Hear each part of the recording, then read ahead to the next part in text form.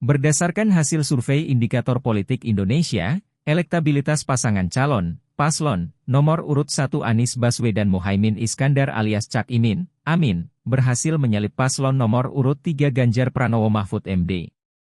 Sementara itu, elektabilitas paslon nomor urut 2 Prabowo Subianto Gibran Raka Buming Raka tetap kokoh di posisi pertama.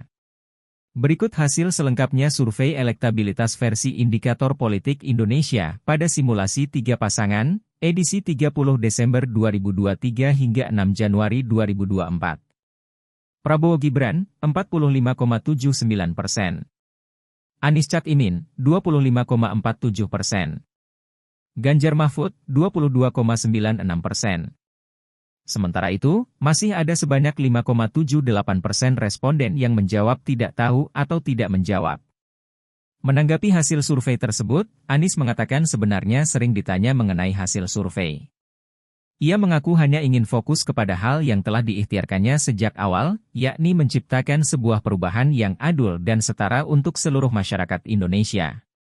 Elektabilitas Anies Cak Imin relatif stagnan, Ganjar Mahfud menurun. Dalam survei ini, diketahui Prabowo Gibran unggul secara signifikan dari Anies Cak Imin dan Ganjar Mahfud. Kemudian, di akhir 2023, tren Prabowo Gibran menguat, Anies Cak Imin relatif stagnan, dan Ganjar Mahfud cenderung mengalami penurunan. Berikut selengkapnya. 27 Oktober 2023, 1 November 2023. Prabowo Gibran, 49,7%. Ganjar Mahfud, 30,0%. Anies Cak Imin, 24,4%. Sementara itu, masih ada sebanyak 5,9% responden yang menjawab tidak tahu atau tidak menjawab. 23 November 2023, 1 Desember 2023. Prabowo Gibran, 45,8%. Ganjar Mahfud, 25,6%. Anies Cak Imin, 22,8%. Sementara itu, masih ada sebanyak 5,8% responden yang menjawab tidak tahu atau tidak menjawab. 30 Desember 2023, 6 Januari 2024. Prabowo Gibran, 45,79%. Anies Cak Imin, 25,4%.